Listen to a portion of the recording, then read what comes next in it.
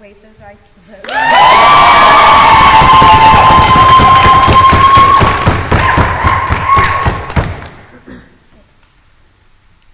According to Collins Dictionary, if someone has failed you, they do not do what you expected or trusted them to do.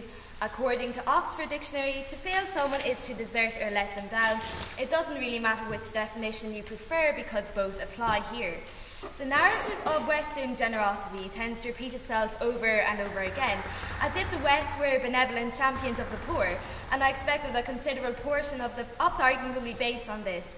But as I will outline, we have failed to meet commitments in the developing world, we have exploited it for profit, and we harm it further every day with our treatment of the environment. Firstly, why should they expect anything from us or trust us, and how do we breach this trust? We make aid promises. Some are relatively successful. At the United Nations General Assembly in 2000, the Millennium Development Goals were ratified, and world leaders committed to combat poverty, hunger, disease, illiteracy and discrimination against women. And progress has been made in these areas. But we made other agreements too. One of the biggest of these was the Gleneagle Aid Promises of the G8 in Scotland in 2005. Aid to the developing world was set to rise overall, especially towards Africa. Of course, this did not happen. The G8 only fulfilled half of its promises to Africa, with most of the overall G8 increase in aid instead went to backing Western US forces in Iraq and Afghanistan rather than to Africa. But let's look at financial aid to the developing world as a whole. In 2012, developing countries received a total of $1.3 trillion, which seems pretty good, right? Until you look at the money coming out of these countries. In the same year, $3.3 trillion flowed out of the developing world. So there's a $2 trillion difference here. This is a recurring pattern too, so much so that if you add up the net outflows of these countries from 1980, it amounts to $16.3 trillion.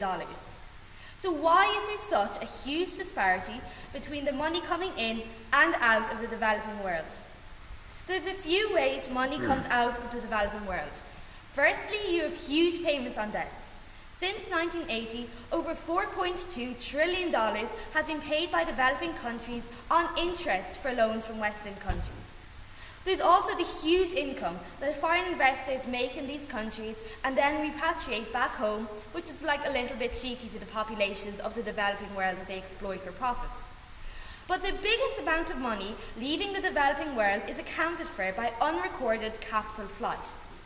So this is done through this thing called trade misinvoicing, which is basically where companies deliberately lie about the value of a commercial transaction on an invoice submitted to customs when they're transferring money back abroad, in such a way that they end up laundering a lot of money. In 2012, developing countries lost $700 billion to trade misinvoicing. So in comparison, when you add up all these things together, 1.3 trillion is looking like a little bit inadequate. So now take into account that in order for all this illegal capital flight to take place, there has to be tax havens. Where are these?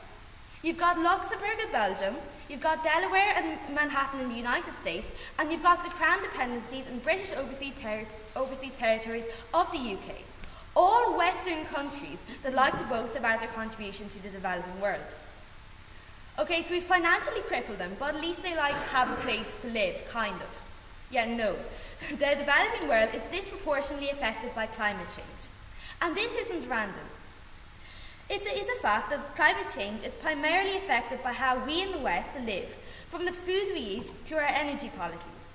This has resulted in things like loss of rainforests to accommodate increased Western demand for food, despite us already producing more food than we already need. And it's expected to result in total destruction within several generations, lost soil and watershed protection, local climate change in the developing world, and habitat destruction. And you can already see the effects of this. The human toll can already be seen with the flooding deaths of 5,000 Philippine villagers.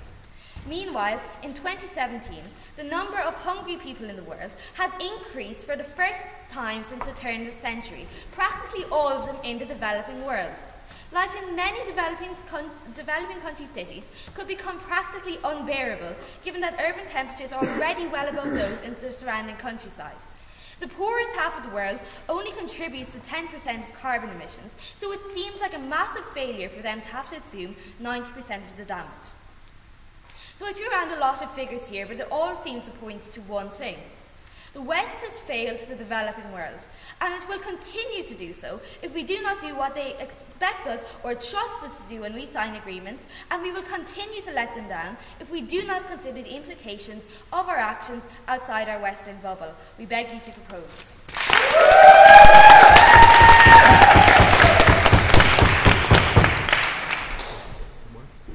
Thank you, Constance. I'd now like to call Kieran Heaton to the floor.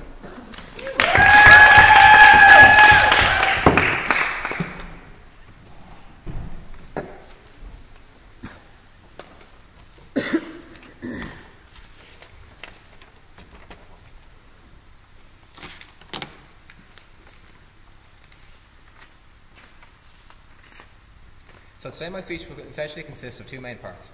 First of all, the West has been necessary for the emergence of industrialisation in the developing world, and secondly, industrialisation has on balance been a net positive for the developing world, and so with helping the developing world, as is the West's goal, then it can't have failed. So first of all, the place where Prop's argument falls down initially is that they only take into account a small snapshot of what is considered to be the developing countries without looking at the overall picture. So instead of us listing off individual developing countries where the West has done more good than harm, and Prop doing the opposite, and then to get this debate being one on who happens to have the more extensive list, we would like you to tonight look at consider the global population as a whole and judge whether the West's presence has been a net positive or negative. So the last few decades have probably been seen one of the greatest shifts of wealth in human history. The economic rise of China, India, East Asia and Latin America has lifted billions of people out of poverty, quadrupled the number of people who are literate and have access to a basic standard of education, boosted living standards and ensured that not only are there less wars now than any time in history, but for the first time in history people live in more democracies than not. Constance talked a bit about how absolute poverty and hunger have increased in absolute terms, but relatively the number of people who live in extreme poverty and hunger has never been lower in human history. So again, I'm sure you'd agree that the efforts of any entity that achieve these goals cannot be categorised as a failure. So when we consider that this social and economic shift would have been impossible without the West, we come to the conclusion that despite the back and forth with individual cases and pockets of the developing world, this shows that on balance the West has played a huge role in breaking the cycle of poverty in non-Western countries, and therefore cannot be said to have failed the developing world. So to explain why this is, we first need to look at why some developing countries broke out of poverty and others didn't. We generally tend to think of cases like India and China as having broken the cycle of poverty because they weren't reliant on Western help. However, the periods of their modern history where they interacted least with the West, be it in post-independence, Maoist period, or whatever, directly correspond with decades of stagnant GDP per capita growth and a political authoritarianism. When change was in the 80s and 90s, these developing economies began to open up to the world, shift their economies to producing and exporting manufactured and service goods to the West. This led to a huge transfer of people from the agricultural to the manufacturing and service industries, being able to trade in higher quality goods, which led them to access Western capital markets, which led to further investment, which led to further economic growth. Results were astonishing. The real income for the world's poorest 10 to 70% of the world's population, that's 60% of all humans on the planet, rose by 70% in the last 20 years between the opening of their economies to the late noughties. This interaction with the West also gave this 60% access to Western consumer goods, medical and technology, hugely increasing the standard of living in this country. So when you consider this add trillions to the world economy, the various net outflows that Constance talked about certainly need to be stopped and cracked down upon, but on balance are not as significant. The important thing to emphasise here is without the West, none of this would or even could have happened. Without wealthy markets to export to, developing countries cannot have industrialised in the same way that they did. Without Western capital and technology, they cannot have made the investments they did to lift people out of poverty. So Prop has rightly pointed out that this is not the case in the 10% of the lower developed countries. But to win at this point, their side of the house will have to show that either industrialisation has more people in the developing world poorer than richer, which is untrue by a margin of 7 to 1, or that has reduced quality of life in other ways, which I'll put just now in the second half of my speech. So this part of the speech, essentially, now that we've shown industrialisation couldn't have happened without the West, we have to ask ourselves, how have developing countries benefited on balance from industrialisation? Well, to be able to answer whether the West has failed, we first need to ask, what would the West have had to have done in order to succeed? Prop So if we consider the West's goals to be reducing poverty, increasing standards of living, promoting government that respects democracy and human rights, the empowerment of traditionally marginalised groups, then we can say that if the West's actions have promoted these, then the West has not failed. I've already touched on this a little bit, but the prop has criticised the West's influence for reducing living standards, damaging the environment and disrupting traditional culture and lifestyles of urbanisation. First of all, the idea that modernisation has harmed living standards more than improved doesn't stand up to scrutiny when we see the life expectancy in developing countries where industrialisation has occurred has more than doubled. The numbers living in extreme poverty have fallen to a quarter of what they once were, and people report higher levels of satisfaction with life at any time in history. The reason for this is while the urbanisation and industrialisation development does cause problems, which we don't deny, working in a badly paid job in a dangerous factory is still better than working in an even worse paid job on a farm where a bad harvest can literally mean starvation. And although wages are low in absolute terms, it doesn't take into account, first of all, the lower cost of living in developing countries, and cases like China have showed us that an increase in demand for developing countries' labour has led workers to demand better rights and working conditions and higher wages, meaning the working conditions for most Chinese people now are unrecognisable as they were 20 years ago. In cities, it's easier to access basic services and organise your labour to fight for better rights. And that's before we factor in the access to Western technology from more efficient tools to life-saving medicine that never would have existed in previously pre-industrial societies and remain inaccessible for those in poor, isolated rural areas.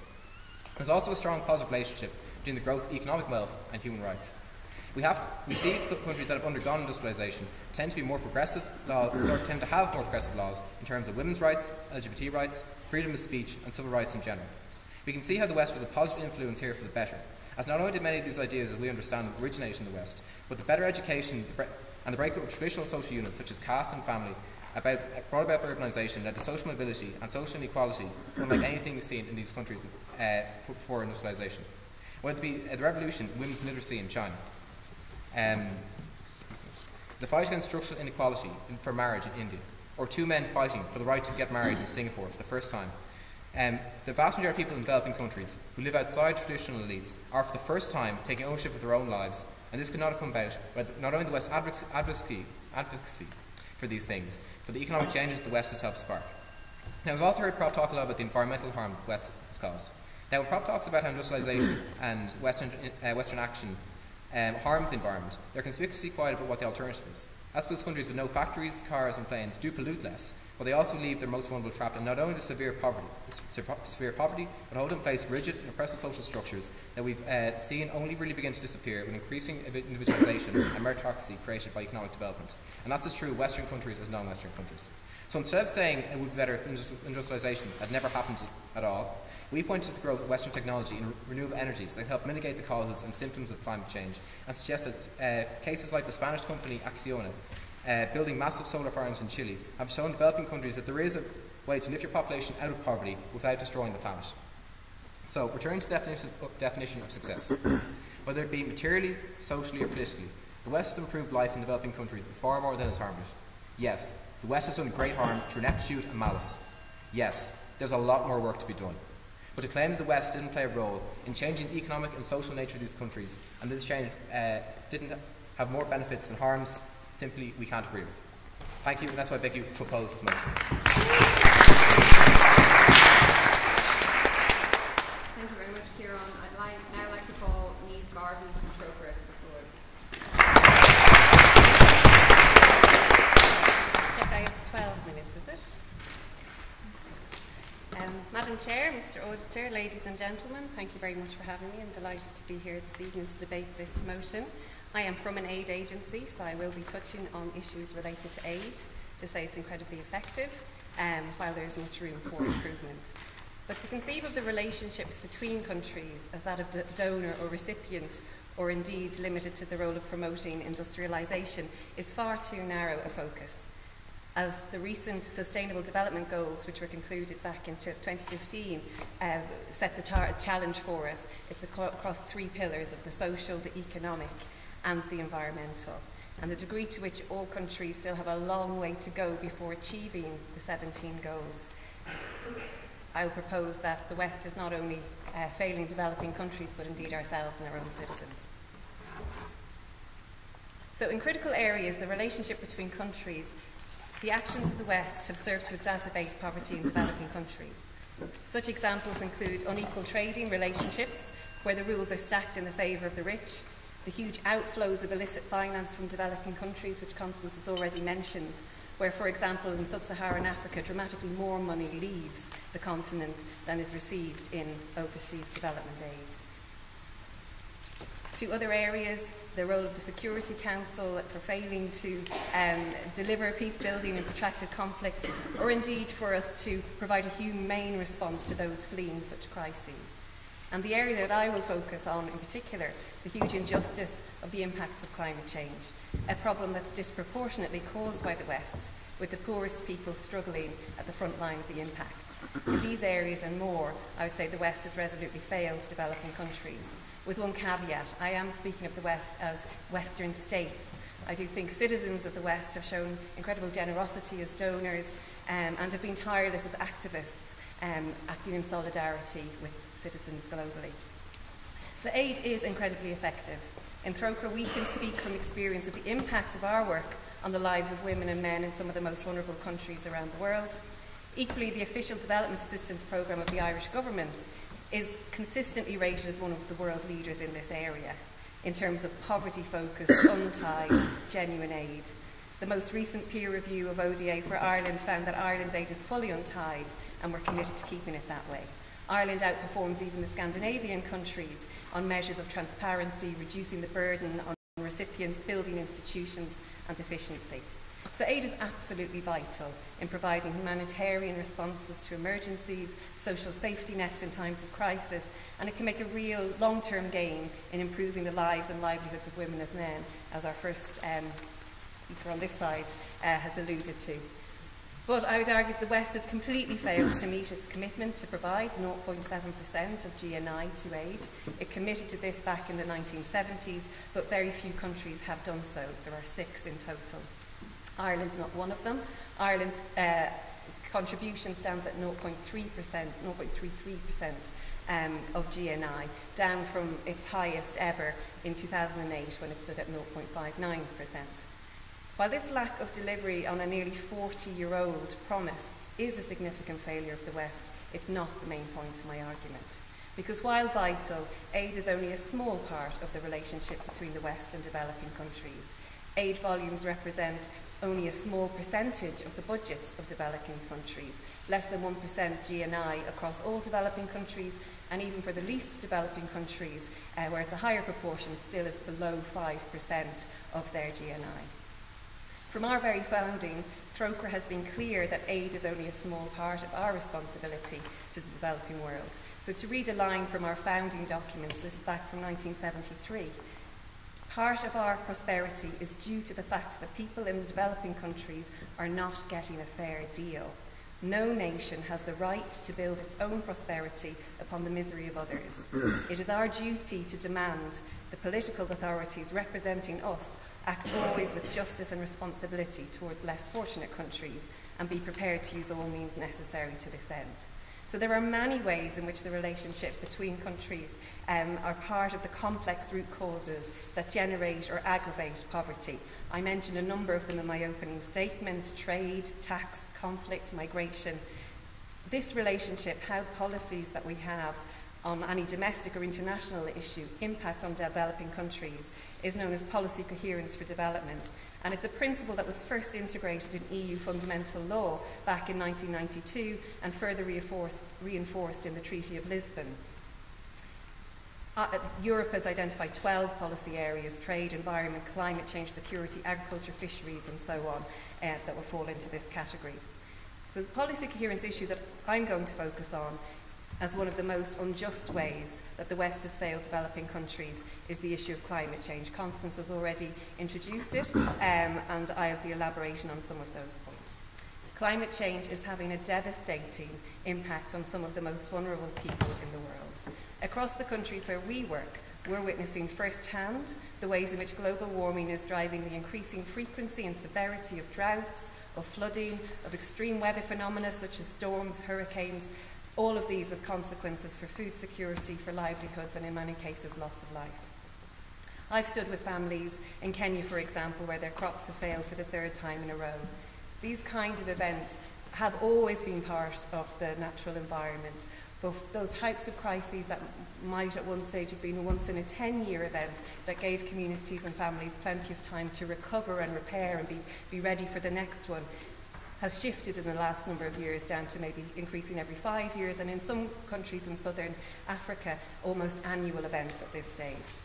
So in recognition, climate change has been one of the most significant drivers of poverty. It has been a priority for Trócaire over the last decade. So these countries who are on the front line of the impacts of climate change have done the least to cause the problem. Greenhouse gas emissions per person in Ireland and other rich countries are many times the magnitude of those developing countries. The average person in sub-Saharan Africa is responsible for 0.1 tonne of carbon dioxide per person a year. In Ireland, it's 88 times that amount. Each person in Ireland is responsible for 8 tonnes of carbon emissions per person a year. So all countries have been aware of this link between climate change and the negative impacts on developing countries since at least 1992. It's not a new issue for us. When the UN Framework Convention on Climate Change was established back in 1992.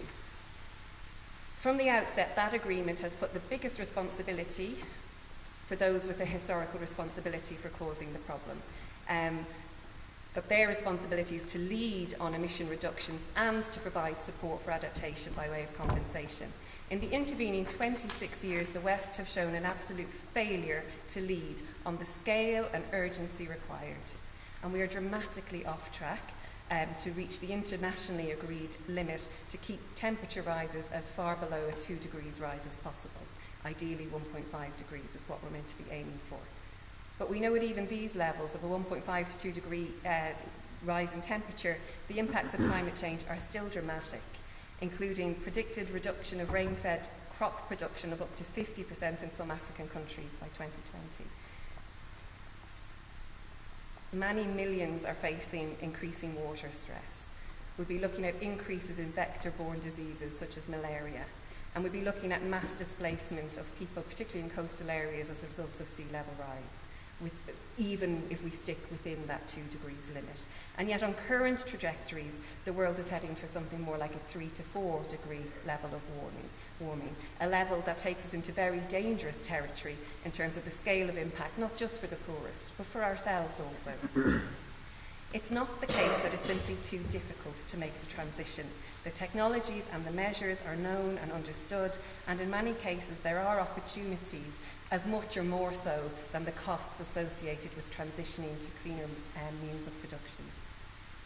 While here in Ireland, while our own failures might seem less dramatic perhaps than Trump's decision to withdraw from the Paris Agreement altogether, it is just as significant for our ability to deliver on our fair share of the global effort that's going to take to keep to the aims of the Paris Agreement. We're not only off track on our emission reduction targets, we in Ireland are actively planning to fail to meet our emission reduction targets, taking into account all existing policies and measures that are planned on climate change. The Environmental Protection Agency has projected Ireland's emissions to rise out to 2030, not to fall to the minus 20% we have committed to by 2020, let alone the 80% reductions that we have committed to for 2050, is our official position. So to close, I believe that the sheer injustice of the most vulnerable people on the earth being on the receiving end of a problem that they've done the least to cause, combined with the lack of vision, the lack of long-term planning for the public good on behalf of the West, despite knowing what is at stake, despite being aware of the science for over 26 years, is why the West is failing developing countries. Thank you.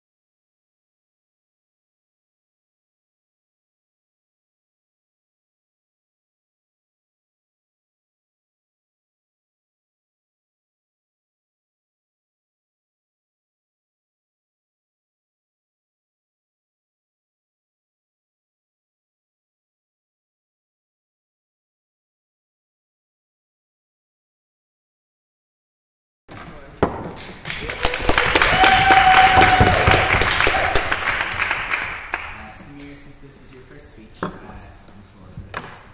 You're entitled to make rights. If you choose to waive those rights as well, you'll be greeted to the right. Oh, well then.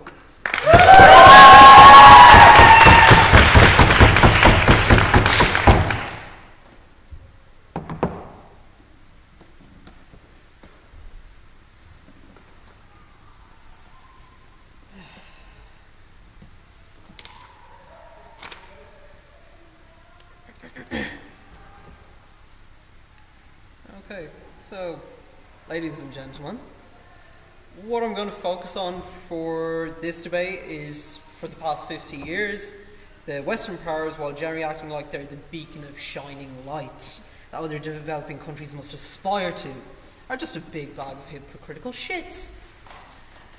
The reality is, the West after the Second World War, while espousing ideas of democracy, diplomacy and capitalism to achieve peace and individual prosperity, have worked constantly to undermine their own values in the pursuit of their own interests over others, and then they fail to inspire a way forward for developing countries even to this day. So, just before I go on, I just want a little bit of a rebuttal.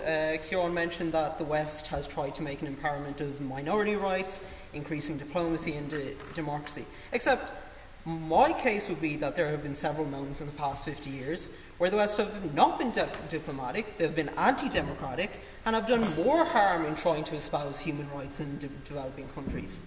I will put forward the case for the example of Iran in the late 20th century as a microcosm of the West's inability to make the case for Western values around the world. So if there is any right that a nation state must take part in to better the condition of its own people, and say, it is the right to self-determination. The idea that it makes decisions in its own self-interest. For Iran in the 1950s, it decided to nationalise its own oil reserves because they believed that it would better their own people, because at the time it was a poor country, and they wanted to fulfil the well-being. They wanted to do that instead of allowing its natural resources to be exploited by the British government. Instead of the British government as a Western power offering to show diplomacy to the Iranians, they had decided to undermine the very democratic institutions of Iran, and with the help of the US, overthrew the government and replaced it with a dictatorship. A dictatorship that allowed Western powers to retake control of the oil reserves that were not their own. And ladies and gentlemen, that is one of my main points that signifies the West's hypocrisy and real failure with the developing world. It undermined the ability of a country to pursue their own national interest because they had decided to put their own interests first. I'll take your point. You said that the West had failed to spread its values and implementing them, so on and so forth. The West may have committed, certain individuals from the West may have committed a crime there, but overall, Iran then re-established a different regime, and the West gave it a seat in the UN Security Council, not the Security Council, in the Human Rights Council. It didn't force its values on it. Like, we can't force our values on countries. And I would agree with that. But what you did do is you exploited their own national interests. There was a espousal of anti-Western values in the whole country, and as a result, the country decided to take away their own human rights, and the country became less equal after 1979. Which is the point I'm trying to make. It's extremely hypocritical to imagine that Western powers, which tried to promote freedom and democracy all around, ended up suppressing other nations' right to their own damn resources because it wasn't in their own interest. Such acts of terror and hypocrisy undermine the case for Western values to become the status quo, unfortunately. The case of the Iranian people, however, is just... Sit down. Is just a microcosm of the actions that have been occurring from Western post-colonial powers across the 20th century. Consider the example of the US-backed dictatorships in Cuba that deprived the wealth of the poor Cubans to rich multinational companies. This example and others, such as the atrocious Vietnam War, failed to inspire the world of liberal values of capitalism and global cooperation that was inclusive and available to everyone willing to participate. So the opposition would like to espouse this case of idealism, that countries would like to cooperate with each other. The case I'm trying to put forward is reality. The reality is everyone's only interested in themselves. They're all selfish pricks. And as a result, they're generally less likely to cooperate unless it's necessary to be diplomatic, unless they feel like they can get something out of it. So, which leads me to my second point, that I would argue not only did the West fail to encourage Western values, rather encouraged the hatred of values such as human rights and democracy, turning societies back to more traditional and less equal values. If we were to go back to the example of Iran, the Iranian people decided to turn towards values of no human rights and revive a state of authoritarianism under Islam, a state that only concerned itself with its interest, espousing the slogan of not the West, not the East, but only the Islamic Republic. It became a state aggressor. It became non-diplomatic and tyrannical, something to this day that has completely changed the dynamic of the Middle Eastern conflict. And then you want to say that we've espoused Western values all over the world. Stepping back from the Iranian perspective, however, we again see this rejection of the Western consensus with the Cuban Revolution that had taken place, and their human rights were also stripped in the face of communism and socialism. I don't think I need to remind the only American on the opposition bench of the result of the Vietnamese War. From the perspective of the oppressed people of Cuba and Iran and other developing countries that had replaced this agenda because they had felt they were not well served by Western values. Since Western Europe and the US, while they were leading examples of prosperity, it seemed like that the other countries could not replicate those values. Developing countries decided that their own value set was better than the West, even if it was to the detriment of its own people, because the West could not make the case for their own values. Beg to propose. Thank you.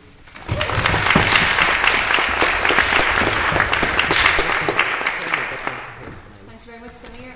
Now let's call Owen to the floor, please.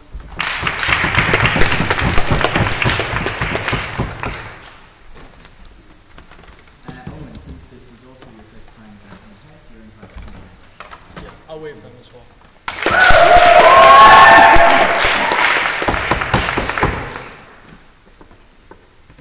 Sorry, set my timer real quick.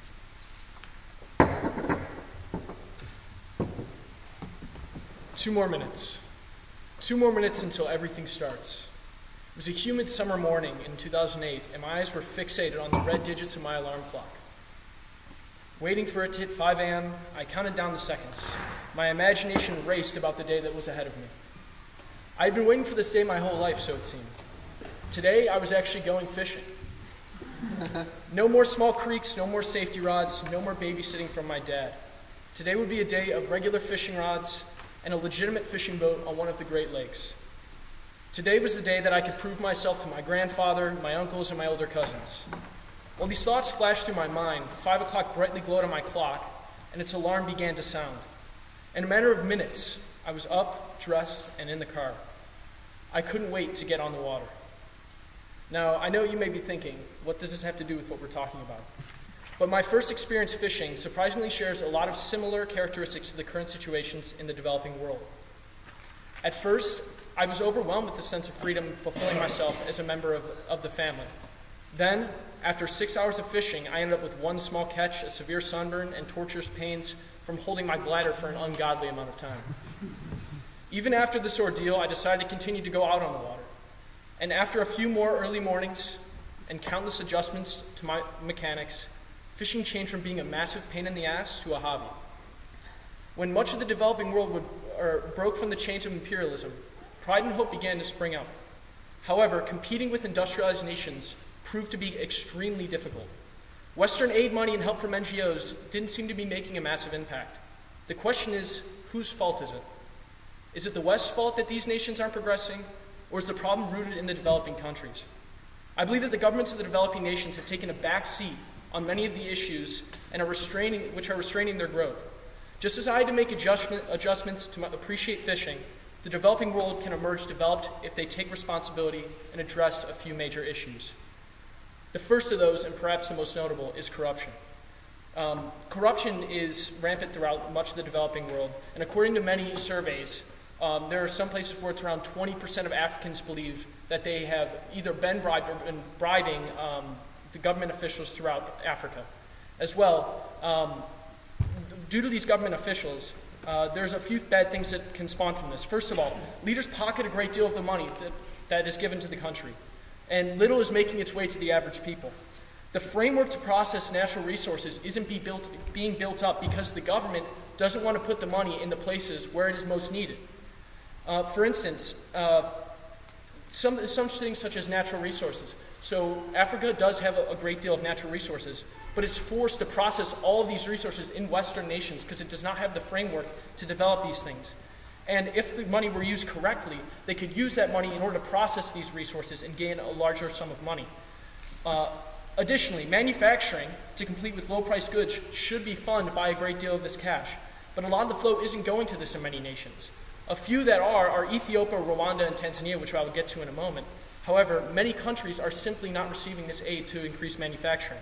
And finally, as Constance mentioned, the entire idea of capital outflow and misinvoicing. The idea of misinvoicing and capital outflow, a great deal of it falls upon the burden of the governments themselves, because in reality, African governments are doing nothing to stop this from happening. The World Bank, their arms are tied, they're full with tons of stuff, and essentially the Western companies are not able to, Western businesses are able to misinvoice because African governments don't care enough to monitor the activities of these countries. Additionally, go ahead, yeah. That may be the case, but they're also able to engage in murky financial flows due to failures of the global international regulation around financial and tax issues. Yes, I would agree with that. However, the point I'm trying to make is as the World Bank is trying to ultimately decipher between the invoices that are accurate and inaccurate, African governments themselves are doing nothing to combat this, and the actual invoices are going straight through these governments, and a lot of them aren't being reported to the World Banks and also to a lot of these Western nations. Additionally, if you look at countries such as Botswana, Burkina Faso, Senegal, a lot of these countries have decided to protect whistleblowers from retribution and improve the effectiveness of reporting channels. And ultimately, this has increased a great amount of confidence within the governments themselves. If African nations wanted to combat this idea, they should adopt similar policies to these nations. Also, Africa needs to practice more simple and practical ideas of protectionism. They need to impose temporary tariff shields to build industries and avoid the effects of negative effects of cheap imports. Ethiopia, Rwanda, and Tanzania, as I mentioned earlier, are people who are utilizing this tactic. For example, Ethiopia's manufacturing sector has expanded by an annual average of more than 10%. Ethiopia is leading by example, and most of these nations need to follow this. But as long as the governments continue to be corrupt, and people continue to go along with the whole joke of the idea of that governments cannot be held accountable within Africa, African nations will not be able to rise up and ultimately contribute to the larger society. Now the Western world is making, go ahead, yeah. Given that, Western countries such as Europe and the US espouse, the importance of human rights, isn't there an onus on them when dealing with these countries to put certain preconditions on any kind of negotiation, like for example, refusing to trade with them if they don't follow up on certain human rights? These are things that they could be doing but are not. Yes, you're correct in saying that. However, ultimately, if they were to do this, the African nations themselves would not receive, or would be ultimately much more affected negatively, considering the lack of production and manufacturing within the nations. So therefore, without the goods from the Western countries, you'd be dooming the average citizens within Africa themselves. So ultimately, it would be completely contradictory of what you're trying to achieve. Finally, I'd just like to say that the Western world our developing nations are making strides. For instance, within Africa, since 1980, education rates have risen from 6 to 23% in terms of people who are graduating college. Now, this will help to find qualified workers for jobs to fill within the countries. And we need to continue to make these strides. But if we do not address the idea of government corruption and how we can fight the ideas of capital flight and Africa to make more money as a whole, and for their production, manufacturing, and ultimate grouping within the national stage increases, we cannot improve the situation at hand. Thank you.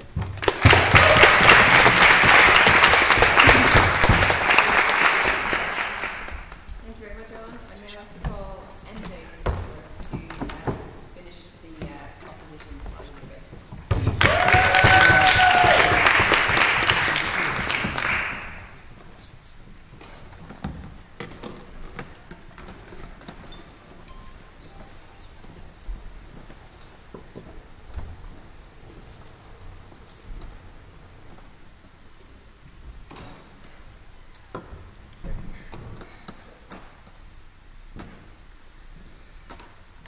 Ladies and gentlemen, the West no longer utilises its power and ability to affect real change in the world. Years of promises and a failure to impact directly on the lives of people has resulted in nothing but failure to improve the lives of people living within developing nations. This negates the point that Queen mentioned, that progress is slow, that we have to take time to actually develop how we're going to actually improve the lives of people in these countries. But these promises go back over 50 years and didn't just emerge after the financial crisis of 2008. Imperialism in the past, which is also in relation to Owen's point, the exploitation and instability created by the colonisation of third world states, most likely led to finding corrupt leaders taking control in the first place. The West has now, for many years, perpetuated the cycle of poverty and deprivation within these developing countries. Kieran purported to the fact that this poverty cycle has been broken, but in fact he actually failed to actually look at the reasons behind what it's necessary to look at what actually breaks the cycle in the first place, these principles of greed, materialism and capitalism in the Western world. The so-called first world problem memes, my favourites of which include the sweat on the brow when you haven't rehearsed what you're going to order, and the distressing feelings of when your phone has only 1% battery left, but the socket is so far away. We all know what it feels like, so don't try it out. The list goes on, but these examples elucidate the fact that we are clearly focusing our attention in the wrong direction. The perpetuation of poverty demonstrates the failure of Western civilization. Hundreds of billions of euros of dollars of aid from Western governments, tunneled through the IMF, the World Bank, and a number of other multilateral aid agencies have had an impact on world poverty. It has helped to keep developing countries poor, just that poor. No, thank you. Poor countries are poor because those who have the power to make decisions create poverty. 10 years ago, a new World Trade Organization that put developing countries' needs at the centre of international trade negotiation agenda was proposed. The ministerial declaration adopted at the start of the Doha development round of trade negotiations on the 14th of November 2001 was a promising response to anti-globalisation riots of the 1990s. But the WTO membership has failed to deliver the promised pro-development changes. Finding development in the Doha Development Fund today is like looking for a needle in the haystack. Developing countries have been completely sidelined by the economic and political interests of global powers. Governments have an incentive to divide and conquer, a demoralising concept which serves to incite division among people, perpetuating the us and them attitude. In the era of social change in light of Trumpism and Brexit, this becomes increasingly obvious. Focus is diverted to protectionism and home interest. Although saying that, Trump struggles to achieve any policy goals, but wins at pulling off this solid Oompa Loompa look on a daily basis. The question we're all wondering, though, is why he doesn't bother tanning around his eyes as well. What's with those circles? But returning to the matter at hand, questions are raised, such as why we are giving aid to countries halfway around the world, while that our own health systems, etc., and the wealth of our own people is increasingly being diminished. However, we need to really divert the focus onto development of these nations and work towards the attainment of true social order on a global scale. One may ask, why? I think that it is fundamentally time to exit an era of divisiveness, which promulgates poverty and has been perpetuated for too long by the West, and that we should actualise the principles of prudence or good judgment and charity for the purposes of relieving poverty. Such values act as fundamental pillars for society. It is time for people in Western society to actively take a role in the development and support of these developing nations. Distance and separation from the problem has essentially nullified the impact of the struggles faced by individuals in these developing nations. We have grown passive and comfy.